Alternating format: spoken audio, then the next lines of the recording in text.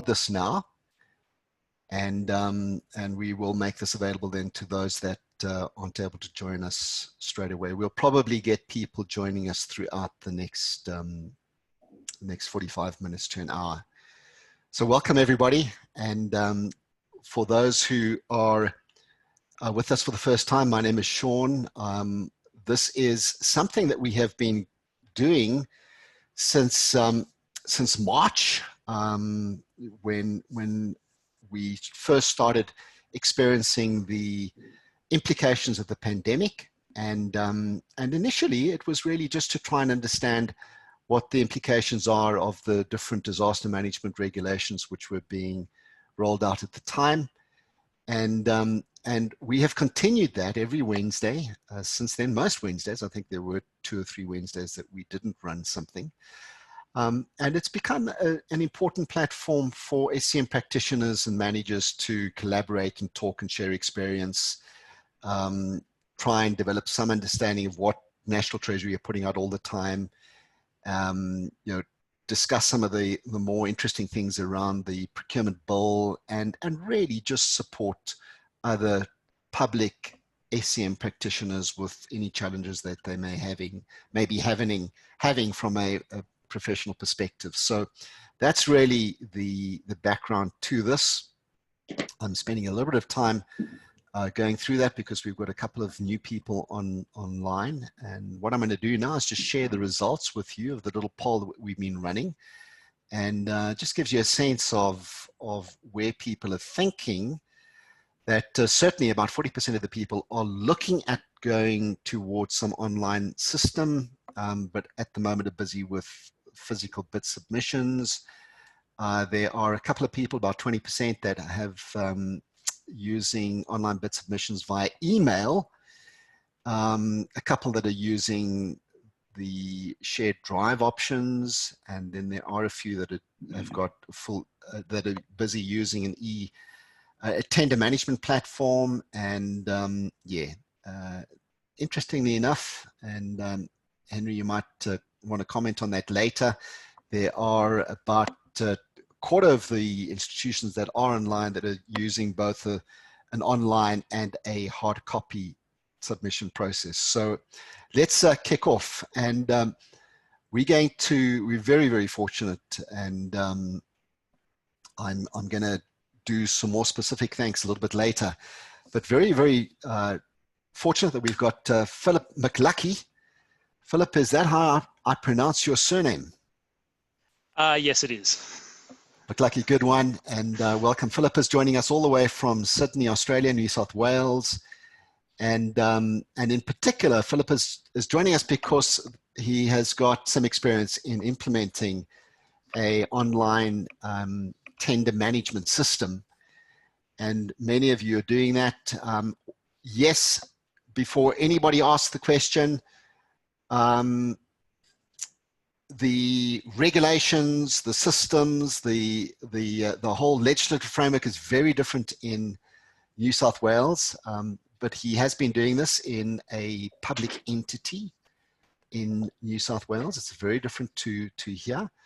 But you would be pleased to know, for those that are online, that the solution that, and I'm not going to go into what the solution is because that's not the purpose of this discussion right now.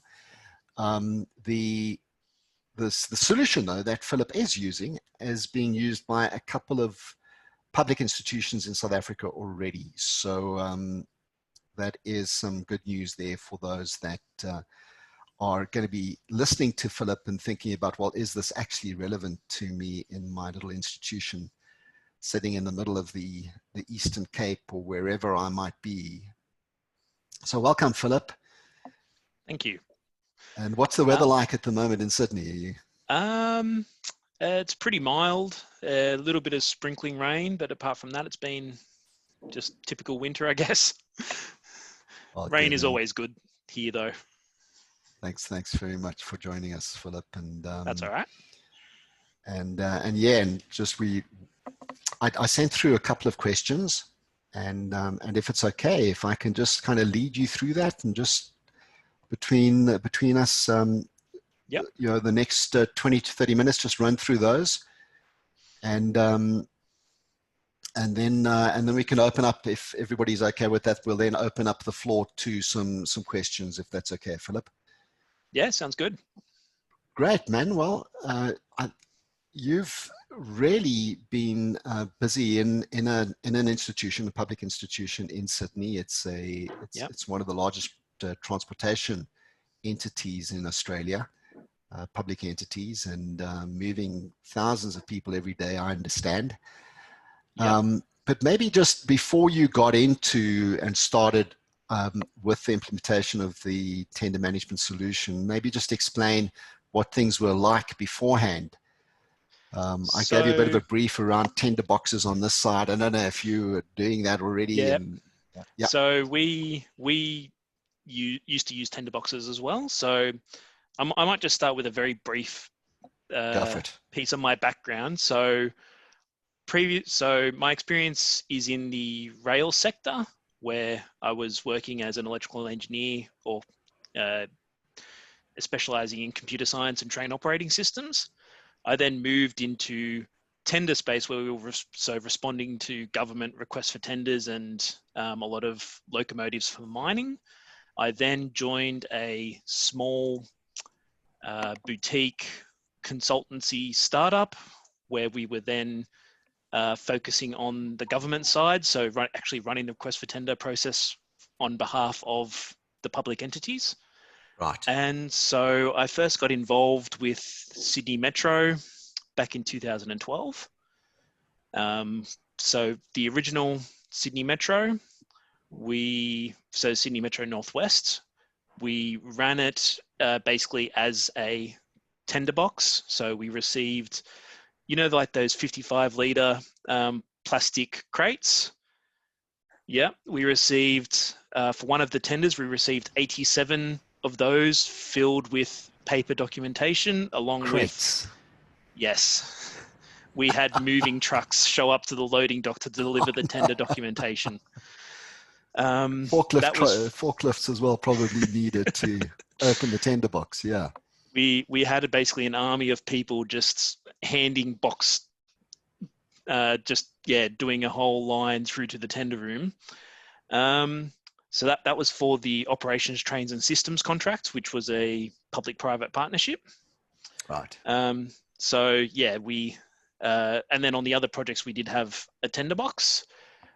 So after that was when we started to look at how do we go online, because we had to spend close to 2 weeks just trawling through the paper documents to figure out what we've got.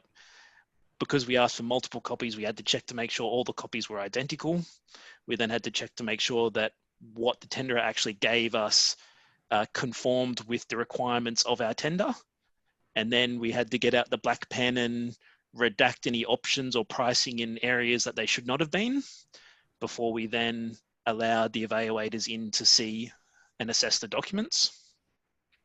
Well, if I could just interrupt there, just maybe explain, what does redact mean? So basically black it out so that nobody can read it. Yeah. Yeah. After that, we began to, when it came to doing the Sydney Metro City and Southwest, we then started to look at, well, how do we take this online? How do we make it digital? And yeah, what we ended up using was the Answerada submission tool. So what we found the main benefit was that it just cut down on that conformance check at the beginning of the process. So we were able to get it down from having to spend 2 weeks looking at the documentation before we allow anybody else to see it, to most of the time being able to go through it all in a single day. Wow. Phil, just before you carry on, maybe just did you look at some of the other options around email solutions and file? And what was some of the thinking and around that at the time? So for a lot of the smaller packages, like technical panels or design teams, typically where the value was less than $500,000, We Okay. just did it through through email and through the eTender website that the New South Wales government already has set up. However, for the larger packages, we just found that there were quite a lot of deficiencies, particularly when it came to the drawings and the models that we were asking the tenderers to supply, because we were asking them to supply a BIM level 3 design along with the model that goes with it. So just maybe tell us a bit about what does BIM level 3 mean? Is that a... So it's a building information model. So it's, Right. yeah. So it's just a standard for how you develop a model to show the different systems within the model. Right. And because those models were 5 to 10 gigabytes in size, Yeah. obviously doing it through email or through other solutions was not really feasible. I know that at one point we were looking at doing it through Dropbox. However, there were a lot of questions asked about the not just the usability of the platform, but also the ownership of the data and location, physical location of the data within Dropbox. Once it's in the cloud, it was very hard to say with certainty, well, it's on a server in this city here, when our New South Wales government requirements strictly stipulate that the data has to remain within the state. Interesting. So, yeah, we did use emails for, as I said, a lot of the smaller packages. Right, But then when right. it came to the big construction packages, we needed a facility that was able to cater for the large models and just the sheer number of documentation that we had submitted through. It sounds like you were doing this in different regions of Sydney Metro. So you spoke about Yeah. South and North, and I guess those are organizational and geographic regions within the organization. And so you started with this tender management portal in one area. Is it now being used throughout? Or is Yep. it, So so I provided some advice to Ansarada on how to develop the platform in order to comply with all of our probity requirements. They went away, designed it to those specifications.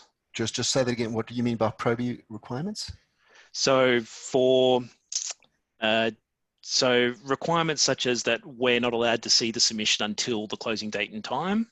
Got it. And as well as security around the documentation, encryption, where the data is housed, restricting security and access to the documents to only select individuals until we've been through our conformance check process to allow the rest of the evaluators to open it up. So, yeah, that's those are probity requirements then that you have. yeah, as well as those... just maintaining a fair and proper process so that no tenderer feels like they've been hard done by. Yeah. Yeah. How important has it been to stick with those processes? Yeah, I guess email and Dropbox don't give you many of those kinds of options. No.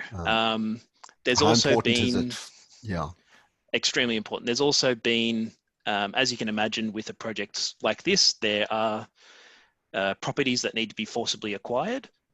And so being able to keep that information locked down and out of the media has been extremely important.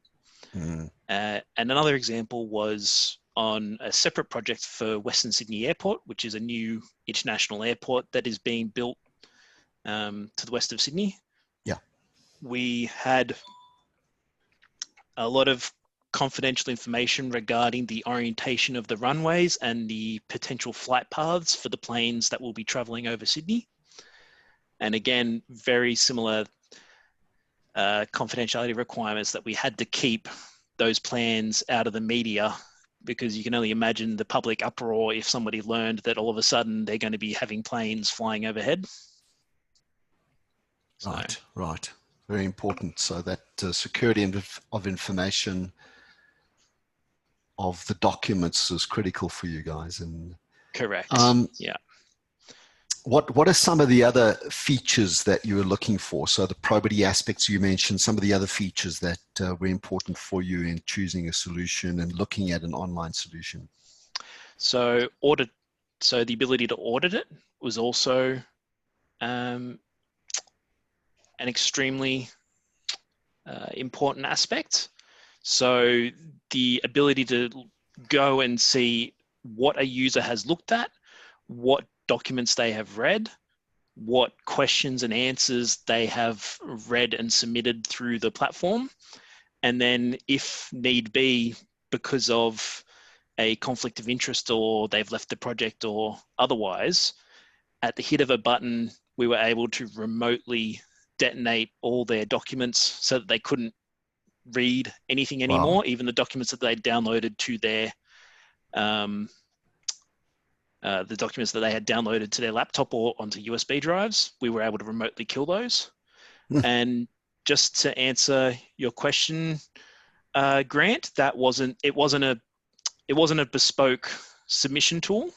So I provided some expertise to Ansarada on how we needed to run the processes in order to fulfill our probity requirements.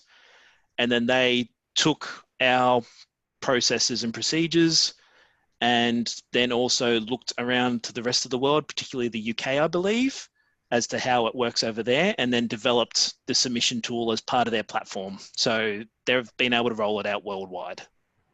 I understand that functionality now is available to anybody who uses that platform. Let's if we can just spend a little bit of time though, because I think this point of grants is an important one. So there probably are organizations that are looking at developing and their own solution. Yep.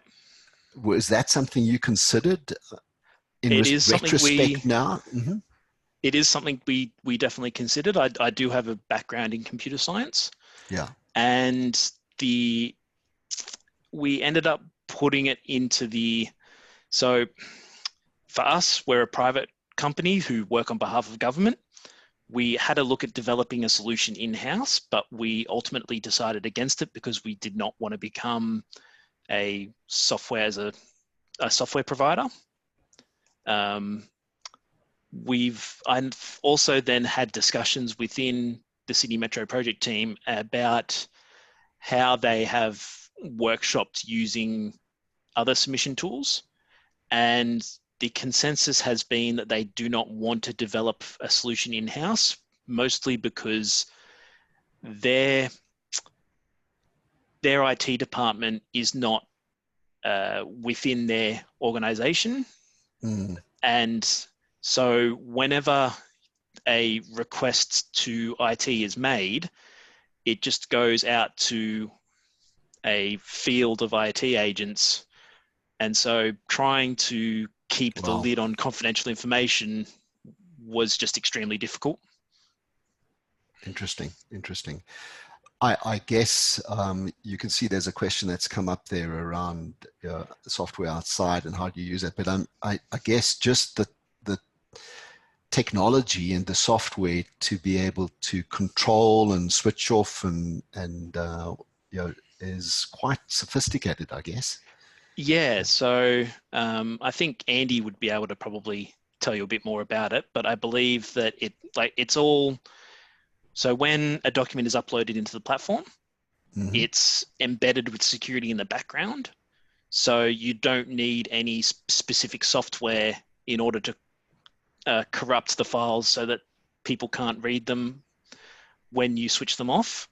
It's done within the Ansarada platform, and then it's embedded in the files when the file is downloaded, so that when that person leaves, you can then kill their access to it without needing any specific software. But then at the same time, at the end of the process, you do need an archive. And so the platform does provide the ability to just click a button, Here's an archive of everything tenderer A could see. Here's an archive of everything tenderer B could see. Here's an archive of the entire process. Interesting. Phil, how did you find it in terms of the implementation and the time frames in getting going? One of the predicaments that we've got is we're kind of forced into this lockdown mode, and suddenly we need to get something going. If anyone looks at an e-procurement solution, we might be lucky if we get something going in the next 2 or 3 years. So yeah, I've generally my turnaround has been around 24 hours from once we've engaged the provider. We've then been able to have our virtual data room environment set up and ready to use within 24 hours. Just explain that a little bit more. You mean, so somebody in Sydney Metro comes, or the different region, or and they say, hey, we want to implement the solution. We don't have anything. Yep. Oh, you're saying, 24 hours later, you can actually advertise the tender and get going. If all the project documentation is, this actually happened to me earlier this year, where I had been providing advice and data room management services during an expression of interest, and the expression of interest phase had finished. The project then sort of went quiet for a while because they were discussing some design changes. Then a few months later, they tapped me on the shoulder and said, are you still able to work with us on this project? And I said, yep. And they said, okay, well, we've got our bid documentation ready to go. We want to release it in 3 days. And so, yeah, I opened up a new virtual data room, uploaded all the tender documentation within, invited the tenderer, I created the tenderers' accounts within the data room. And then the moment that it came time to release the documents, I just sent the tenderers the invites and turned on their accounts. Very good. Just a bit about the onboarding of users and training, and because this takes more than just Philip. There's probably a number of people that have to use it, and I am taking note of the questions that are coming through, everybody. Just a little bit more around the usability and the training and getting people going. So as you can imagine, since I've been using the system for 8 years now, I have developed quite a lot of developed quite a lot of documentation around how to use it. So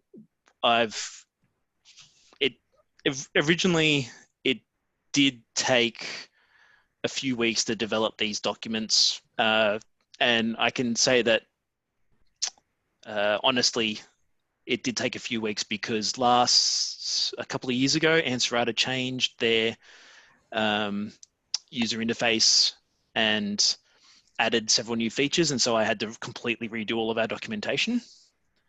So it took me a couple of weeks to go through and redo everything. But once I had the documentation, I just had simple step-by-step instructions on how to perform basic functions within the data rooms. Those documents we include as part of our tender package that we send out to the tenderers. We call it an interactive guide, where we basically say, this is how we plan on interacting with the market. To ask us a question, click on this tab, open up the form, type your question here, click send, view the documents here. When it comes to submitting your documents, click this tab, open up the submission tool, click the add files button, put your files in, change your files as necessary. Generally we give them a week to upload their documentation in, where they can edit, delete everything that they need until they are happy with their tender submission. And then at the closing date and time, it automatically switches off. They can see an exact record of what they sent us. And then the moment the closing date and time finishes, we can then see what the tenderers have given us. Okay, Okay. Let's talk a little bit about the extent in the tender cycle that you're using the solution now. And so, Yep. you've gone out and you've just described this process of setting up the data room and allowing the users to put it in and bidders then to submit, and you have a close. How far are you using the solution now in the tender process? So we use it right through from the beginning of market engagement and market interaction, where we're actually approaching the market to say, this business case has been finalized, this project is getting legs, it's getting up and going. How would you, the market, like to see this project take shape? We then release a lot of the initial information to them through the same virtual data room. We then take a lot of their feedback through the questions. We then will switch off that instance of the data room and say, that was the market interaction. Next stage of the process is the expression of interest, or whatever your process is, Sure. whatever you call it. We'll then run a new data room with that expression of interest process. We'll then close that off once the expression of interest is done, go through the request for tender, same thing. And then after we've received tenders, we'll then run through the evaluation. And then right at the end of the process, we will put up the copy of the contract that we want to execute with the preferred tenderer. And we'll get them to confirm that that is the contract that they want to sign. And then we do the actual physical signing and then archive the data rooms. Okay. So the evaluations process then is also online and supported by the platform? So do you have a kind of committee type system that you use at all, or is it? Yeah. So again, very similar to the submission tool, I sat down with Ansarada and I said, this is how we typically do a tender evaluation. We normally have either specialist advisors or some advisor teams that will look at a specific evaluation criteria or a specific area of the tender documentation, which might be the rolling stock itself, or trains or systems or civil construction. They then feed their assessment up into a committee or an evaluation panel, who then provides the overarching scoring and assessment. Right. We then also engage from outside of the project some independent experts who act as a review panel to challenge the findings of the evaluation panel. So they'll generally be some industry experts, or also can be some representatives from Treasury who are obviously not wanting to let the purse strings go. So they'll then challenge the findings of the evaluation panel until they're happy with the result and agree with the result that the panel is offering, and then provide their report to say, this is who we want to go forward with. And that's when you then take your contract documents to then be executed with the preferred tenderer. Very interesting. I think that that challenging sounds like it's a little bit of what we term an adjudication committee. There's an evaluation committee, and then there's an adjudication committee that challenges and just makes sure that it's done correctly. Have you found that the solution has helped with internal audit and external audits involvement in the process? So I haven't been involved in an audit within Sydney Metro, but on Canberra Light Rail, so our country's capital, I was involved in the light rail project there. We had the Auditor General come in, and he basically sat down next to me and said, I want to see a report on this person, what they saw. I also see that this person left the process, left the project team halfway through the process. I want to see your process that you used to actually ensure that they didn't walk away with any information. And he was actually quite impressed when I was actually able to, with just a few clicks of a button, be able to say, here is that person's account, here's the dates that I disabled them, and as you can see there, these are all the documents that they have viewed. All the documents that they viewed stopped right when I disabled their account, because they could no longer view the documents. Interesting.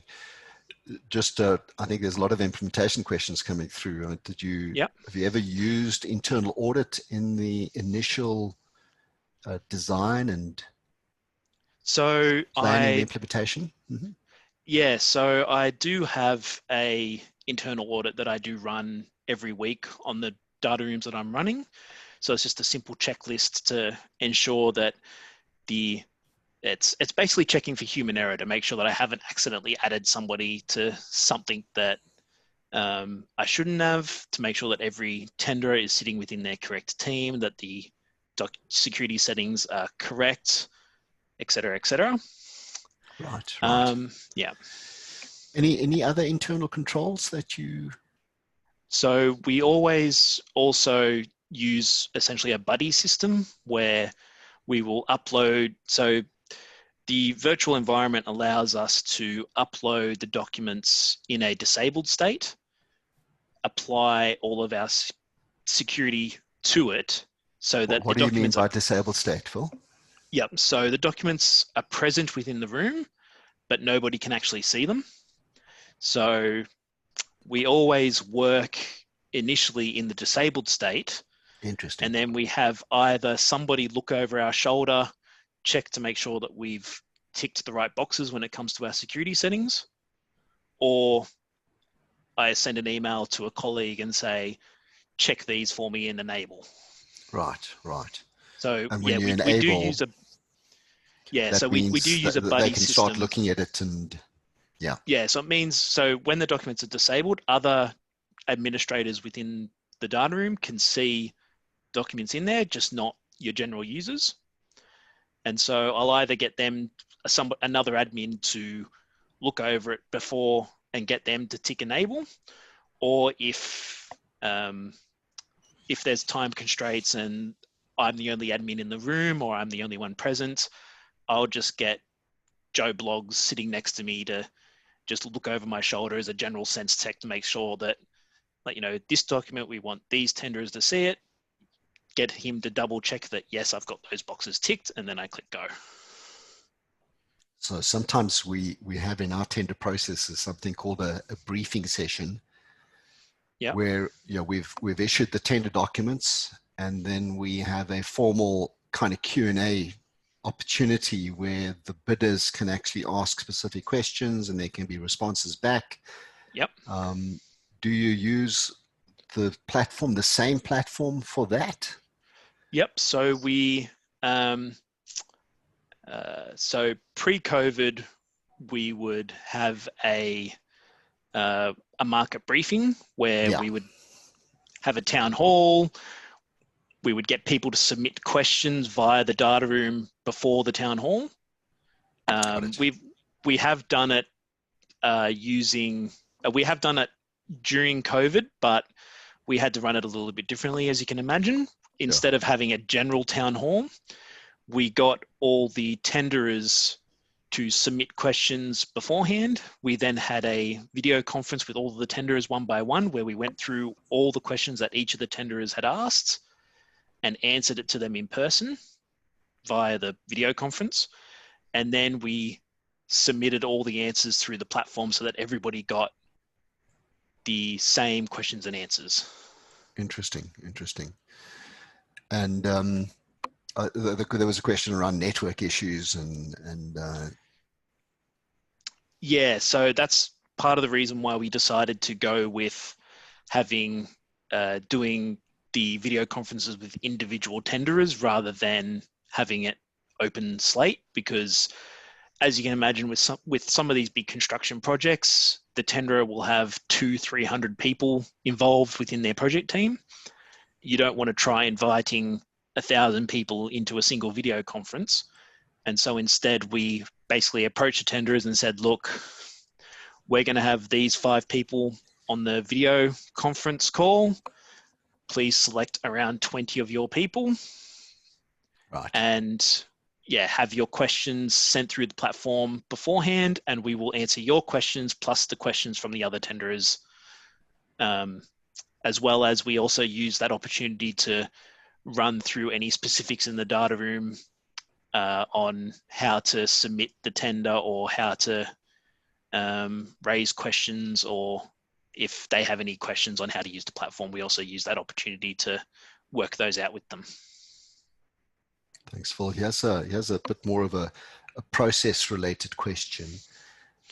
Maybe just explain for those that are new to this, the actual process of allowing bidders then to submit and how they do that. I mean, you're talking about setting up data space and just maybe explain that process. So you advertise, it goes out there, it's available now for people to, what is the process then that allows anybody then to respond? So there's two main ways we do it.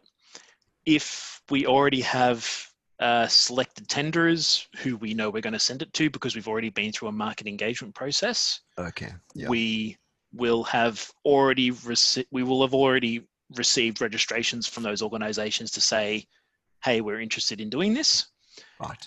We'll send them via the expression of interest stage or market engagement stage that you might have. Yeah.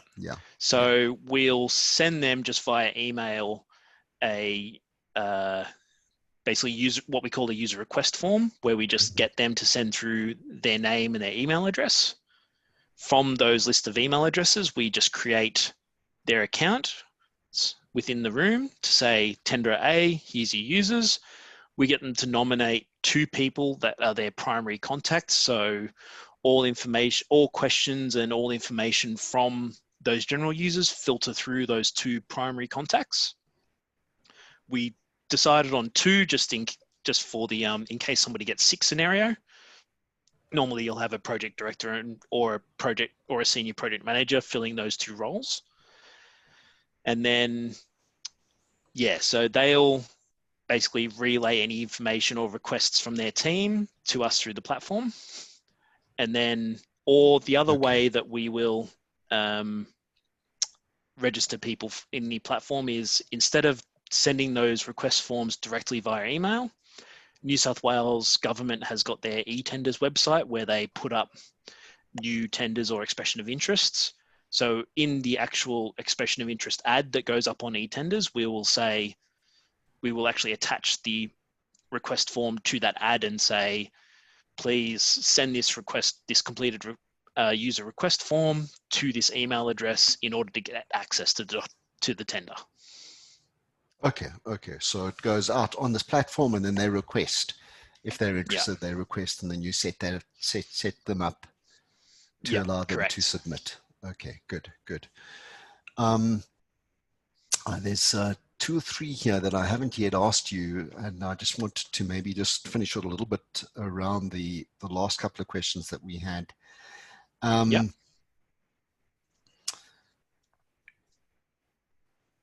Has there been a business case, a financial business case?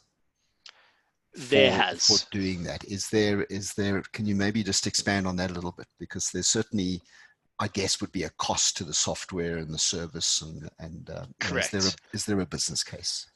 So Sydney Metro did do an internal business case when deciding whether or not to go with the Answerada platform.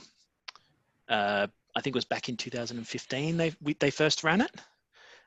So initially, consultants such as myself would go in. We would then procure Answerada as a service provider and then run the virtual data room on their behalf.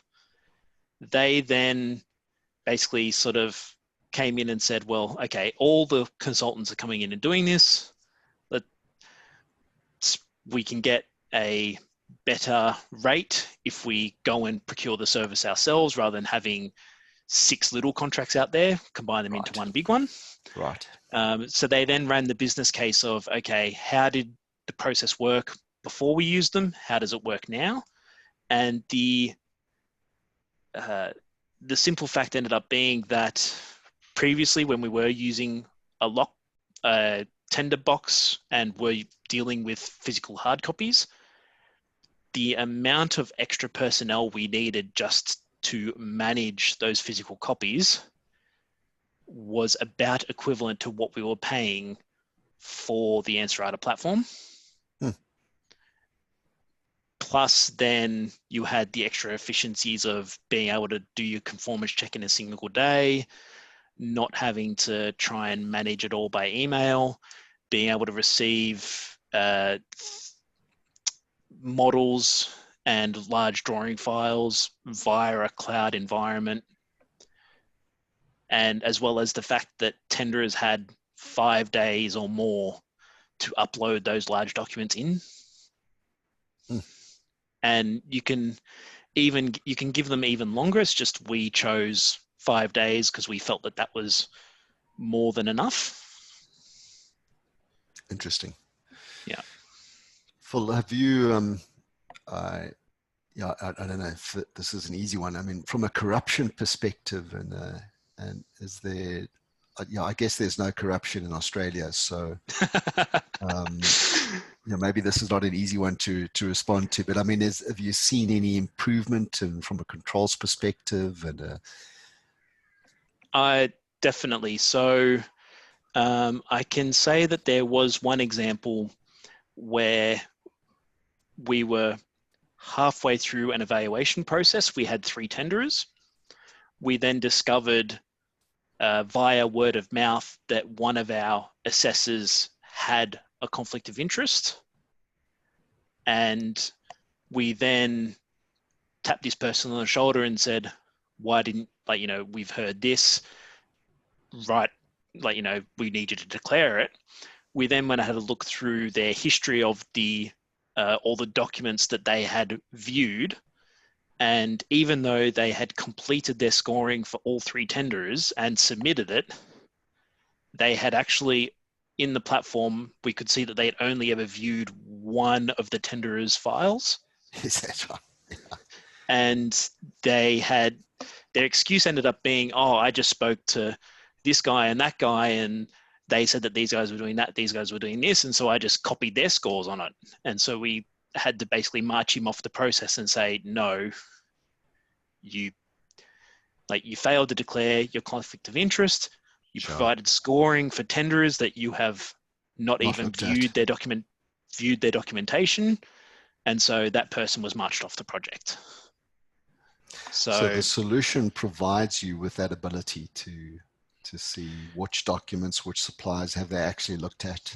I mean, what level of detail? What, they just open it, or what level of detail do you actually get in that? So if they download the document from the virtual data room, they go home and view it on a computer or elsewhere. We can actually see that even though it's a document they've downloaded, we can see that on this date at this time, they viewed that document for 7 minutes. Okay. And I've even previously gotten Ansarada to pull out of their backend to show the IP address of where they viewed those documents. So we've had to do that where we've had documents leaked to the media, where we're able to say, okay, this document was leaked. Who has viewed it? These people have viewed the files. Okay, these people have viewed it all at these IP addresses. This IP address is our office. These 3 people have viewed it external. This person's been viewing it at 2 different IP addresses. One of those IP addresses ended up being a media company. So we were able to say definitively, this person leaked that document to this media company. We disabled it. Here's a question that's come through, and let's get to some of those. This is from Abigail. You mentioned sharing the contract through the tool. Do you use a digital contract tool which is integrated to the tool, or is it part of the tool, or you will be sharing your own contract documents prepared by legal outside the system if you If you have a tool for contracts, what's it called? Okay. I don't have a tool for contracts myself, sorry, but yeah, they're documents that have been provided by legal outside of the system. We then receive them in PDF or Word format and then put them up into Answerwriter in that format. Okay. Okay. You're not using blockchain contracts yet and smart contracts yet. Not that I'm familiar with, no. All right. All right. Here's a question from Brian. Does the system allow audit bots to test each step of the tendering process as well as testing each transaction in contract management? Purchase orders, invoices, payments, identify any conflicting relationships, deviations from probity invoice payments, transactions. Yeah. Any thoughts on those kinds of things? Yeah. So great question, Brian. Not an audit bot as such. I have developed, just from the reporting from Answerwriter, I've been able to develop dashboard reports where we can just monitor our processes and procedures and find any deficiencies in our process using dashboards from the data that we download from Answerwriter or from the reporting built into the platform as well. It doesn't have functionality for purchase orders and invoices. The platform's not made for that. It's not made for managing a contract. It's made for getting the contract signed. Well, sorry, I'll rephrase that. It's made for running the request for tender process to get the contract signed. Right, not the contract management stage. It's correct. It's the tender management process up until correct. Yeah, getting the contract or recommending. I guess is what we so you said. Yeah, so by the time you're looking at running your first payment, you should have already closed your data room. Right. Okay, so just to be sure, there's some people are asking what is the name? It's Answerwriter, and is that right? That's the solution. Yeah. It's you're gonna. All right, you're putting it into the. All right, let's just open up. There you are. Thanks very much, Phil. Let's just open up if there are any further questions for Philip. We've got 10 minutes before. Lindiwe, I know you have to go. Have you got any questions?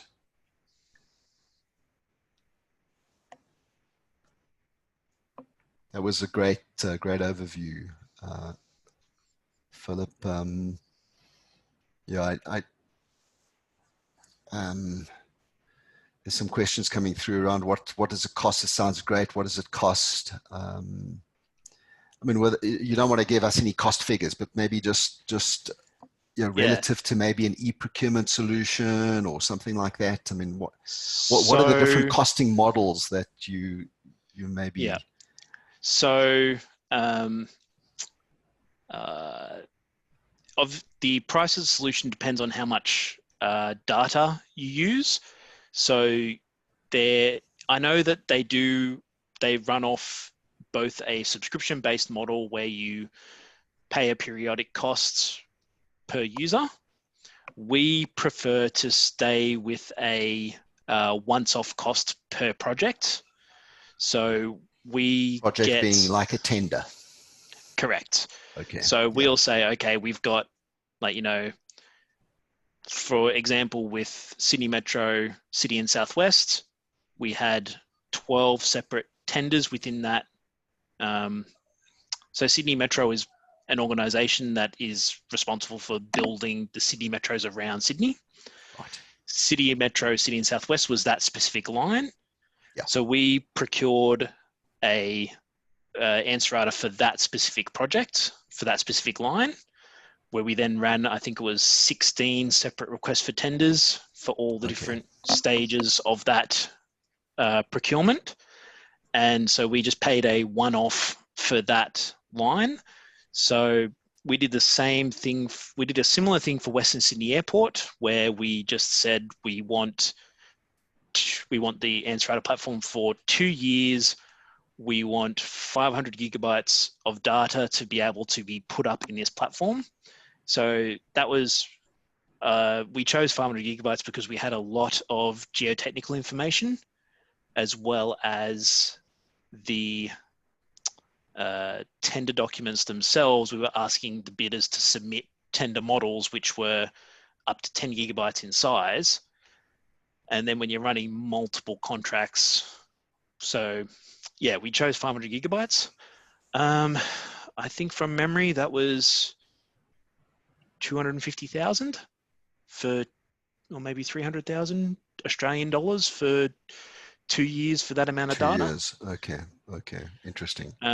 But then a smaller room where, such as another tender that I'm running, which is a re-tender for an operations and maintenance contract.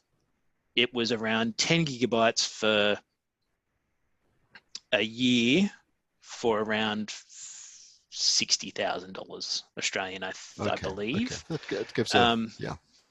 Yeah. So it obviously depends on how much data you think you're going to need. And then the more, obviously you then have economies of scale when you get to the larger amounts of data. Okay. Question from Sandile: what were some of the quick wins and what have been some of the shortcomings? And then what were some of the other solutions you looked at? And breakdown of categories of costs associated with running this sort of platform. And what about cost to bidders? There's a couple of things, but so I'll let you think about those.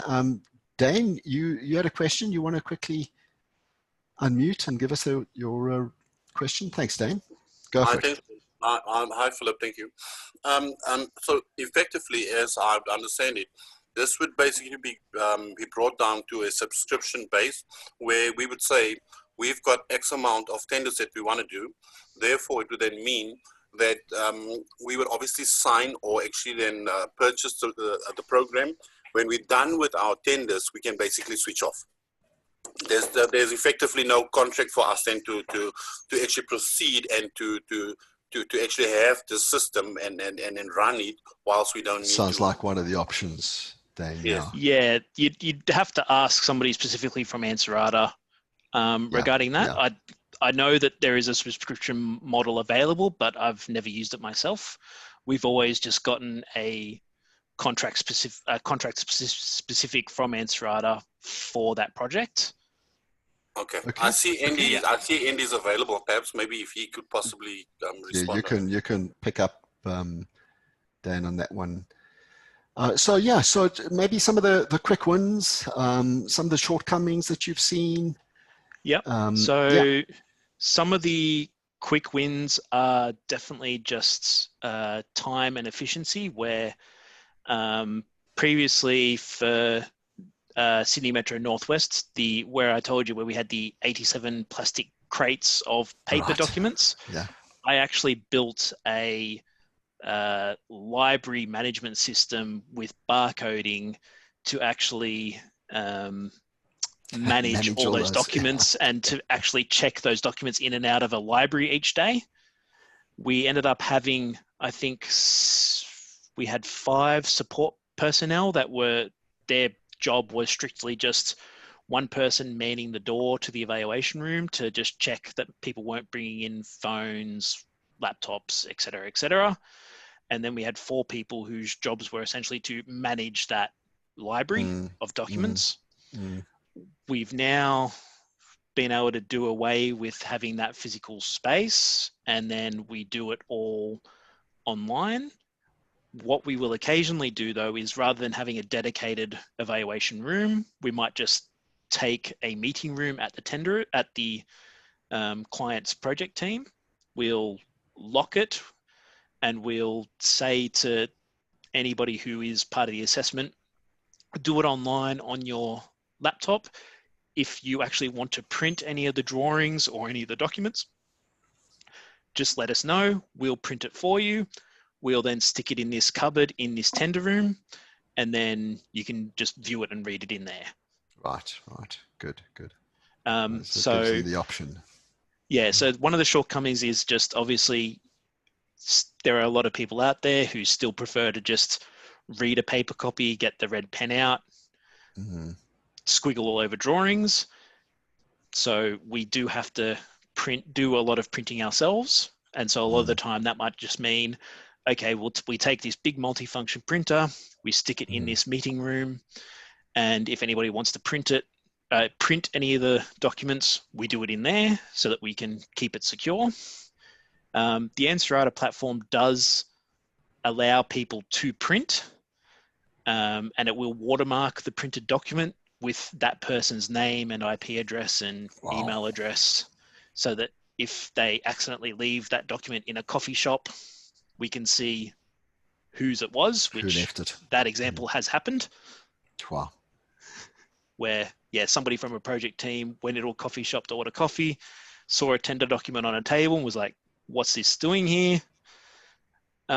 Steve Smith has accidentally left it sitting here. So, yeah. Fascinating. Good. So, yeah, one of that is a downfall that some people still prefer printed copy, but that's just the nature of working online. Some shortcomings? You've mentioned the physical and that's still needed. User-related things. So networking. the main shortcoming has basically been, it's only happened a couple of times where we've had files from a tenderer that have been exceedingly large, where we actually stipulate in our contracts, like, this model cannot be any larger than, I think 7 gigabytes was the amount we gave. Wow. Because our tender team had basically said, if they're giving us anything over 5 gigabytes, they're not giving us what we want. Like, we're not wanting this model to be textured, and we want it to be functional. We don't want it to be something that, like, looks like a computer game. And then one of the tenderers then tried to give us something that was 11 gigabytes, which was larger than what the system could handle. And so that has happened. Okay. We then basically said, okay, well, if you look at our contract requirements, we specified 7 gigabytes. Ansarada has a hard limit of 10 gigabytes. So we weren't able to accept it.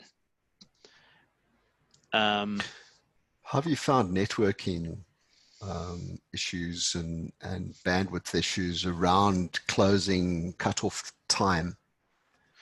I mean, if you got people, downloading that amount of data, 5 minutes before 11.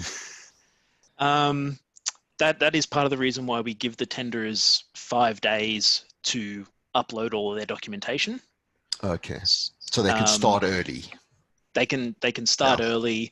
They can get their suite of documents in there, and then if they're going through it, they discover typos. Then it's just a matter of changing that one PDF document rather than the whole giving us the whole thing again. That being said, though, obviously it depends on your internet connection. I know that at some of my clients' offices, if we have a tender closing at around lunchtime, when everybody tends to stop working and start Googling or watching YouTube, then it can be a bit difficult trying to download the documents then. But then that's a problem with the internet service at that specific site. Interesting. Yeah. And any other categories of cost in running the solution? So just within your normal evaluation team or tender management team, you do need to basically have someone who's looking after the Ansarada platform is not a full-time job. It's something that I generally do in addition to just providing transaction management advice. Okay. So I'd say that's probably 20% of my job is actually just managing the process through Ansarada. So that is something that you need to consider, that if you do have somebody that is a bit IT savvy, it's a pretty easy platform to learn how to use. And so within a day or two, that person can generally be trained up and ready to use the platform. And then it just has to be that becomes part of their day-to-day job of managing the software. Phil, we got a question, and maybe we could start wrapping up on this one. We have gone over an hour. Thank you very much. How have the bidders found this? And there was a specific question around costs for bidders. Yeah. But are there any specific costs for bidders, and how have the bidders actually received this?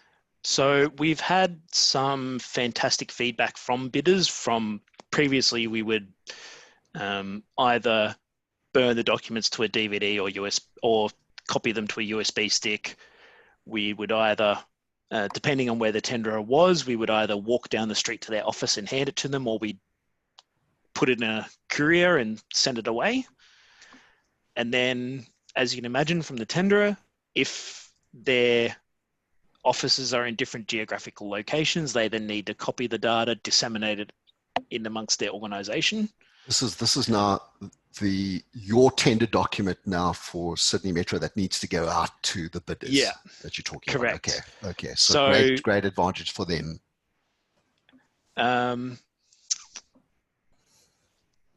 So yeah, the reduction in cost. We've had great for them feedback. We've had great feedback in them that the moment the tender documents are released, they are able to, just whoever they've nominated in their project team, they all get access to the documentation at the same time. Thanks, Phil. And how about their kind of response to the whole online submission process, and they had any responses on that one?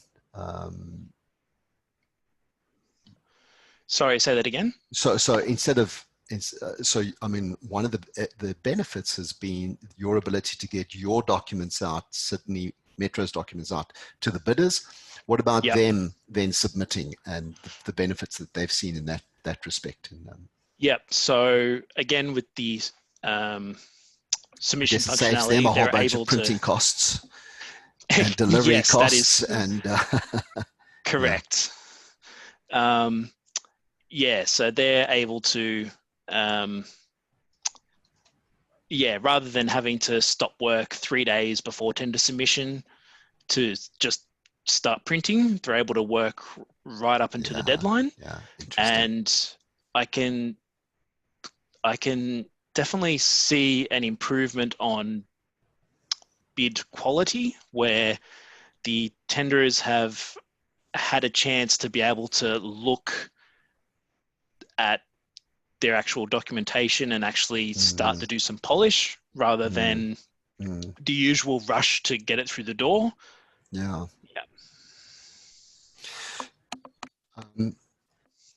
There was a question.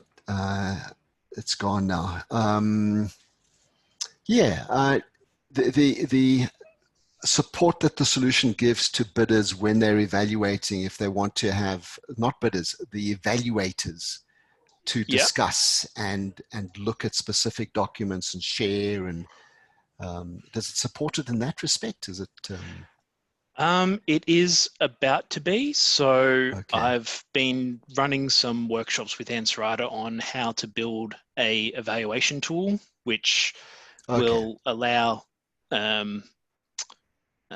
so basically the general process that we follow when we're doing an evaluation is that we will send the evaluation documents to them.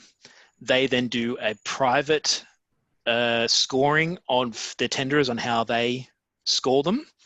They then get together as a team and do a consensus score.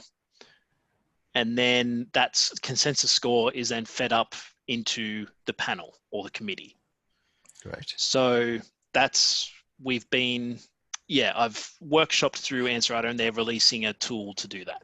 Yeah. Okay. That'll be interesting one to look at. I'm sure we could certainly have something going on the side, not necessarily integrated. Have there been any integration aspects? This is my last question. Any integration aspects between this and maybe ERP solutions? So there is single sign-on available through depending on who your single sign-on provider is. Yeah. That's just for your account. As for actual integration, it's this would be a question for the Answerada developers, but I do believe they have made their platform be able to run. So originally it only ran on Amazon Web Services, and then when you engaged Answerada, they would then say, okay, you're running this process in Sydney, therefore we're going to take this storage space from Amazon Web Services from their server in Sydney. And then that's where we run the environment from. I do believe they've now Are those costs included? Yeah, correct. So that's all included in the cost. Okay. So I believe they've decoupled themselves from Amazon Web Services now, and so they're actually able to run their platform on Azure as well as other online environments, but that would be a question for their development team. Sure. Well, that's been fantastic. Thank you for that. I'm going to save these questions, and if there are one or two more that come through, would it be okay if we maybe sent them to you, and if there were any kind of simple ones that we might have missed a little bit? And if you send through the questions, I'd be happy to answer them. Thanks very much, Phil. And just again, huge thanks to you for giving up your time today. We've had some people that have had to start signing off, but just said huge thanks, Phil. Really, this has been very educational for everyone. I'm sure just by the number of questions that are coming through and the people that are still engaged, and many thanks. No, you're welcome. And all the best to you. And yeah, many more tenders and solutions you're able to get out there and enable, man. All right, thank you very much, and I hope your COVID numbers continue going down. Absolutely, Philip. Thank you. Any last minute comments from anyone? Henry, you want to say something? You still with us, Andy? I think that's... Sorry, so no, just nothing really more from my side. I just don't, also just apart from thank you. Have you shared the actual poll results, Sean? I did. Did you? Okay, because it's still popping up here, so. And they actually... Okay, okay. I did. There, I've just shared them again. Great, thank you. All right, just a quick one for next week. We have very kindly, let me see if he's still on, have someone who said that they are going to be helping just chair next week's session. I've got a commitment next week, will not be able to make it. For those that are sending through, thanks very much, everybody. Just some great, lots of thanks coming through. Full thank you, man. And yeah, next week we hope to have a discussion around the Auditor General and what the Auditor General is going to be looking for when they audit you as a result of all the lockdown and all the emergency transactions that you've been doing. And so we'll be back on next week at 10 again. And so thanks very much again, Phil. You're welcome. Thank you to everybody. Please keep safe and look after yourself. All the best. Thank you, Sean. Hey, there we are. Thank you. Thank you. Thank you, Sean. Thanks. Hey, Tabile, thank you. Thanks, thanks, Sean. Andy. Yeah. Hey, Abigail. Good one, everyone. Hope you found this useful, Everson. Thank you so much to you, Sean and Philip. Absolutely insightful journey that you've been on, and so relevant for everybody in South Africa right now who are Absolutely. struggling to work out how to move from where they've been to this new digital reality. So absolutely fascinating. Thank you so much. If anyone would like a demo or any follow-up questions, you're welcome to contact me through Sean. Thanks very much. Thank you for arranging this, Andy.